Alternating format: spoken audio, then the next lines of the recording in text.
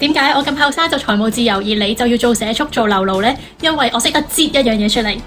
請你記住，時間像乳溝，要擠就會有。我哋呢啲出身普通嘅人係冇可能同人哋鬥資源、鬥人脈，但我哋可以同佢哋鬥時間。因為每一個人每一日都只係得24個鐘頭。我成世女只係需要返8年嘅 full time， 31歲就裸辭。今日我就話俾你知，喺呢8年入邊，我係點樣擠我嘅時間出嚟。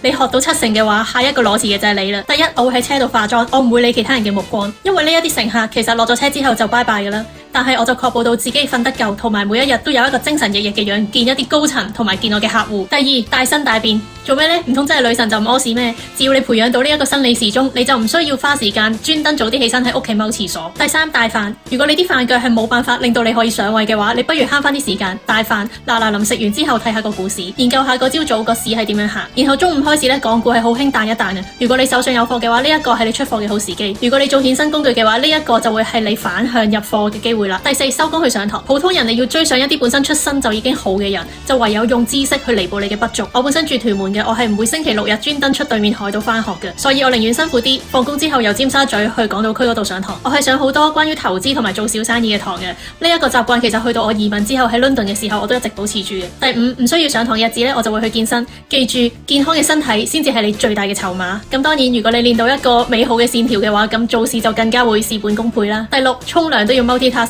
你唔好見我而家晚晚都浸浴啊、按摩啊咁養生啊。我以前打工嗰陣時咧，我係擠一大劈落妝油，捽勻塊面就跳入個企缸嗰度開大個花灑，然之後洗頭護髮、落妝、洗面、刷牙、洗身一剔過。沖完涼吹頭嗰陣時，對腳都仲要踩住一個腳底按摩器。普通人要逆襲就係要咁樣擠啲時間出嚟。記住，你呢條乳溝擠得越深越用力，你離成功就越近。你會唔會由今日開始試下努力咁樣擠出嚟呢？留言話俾我知。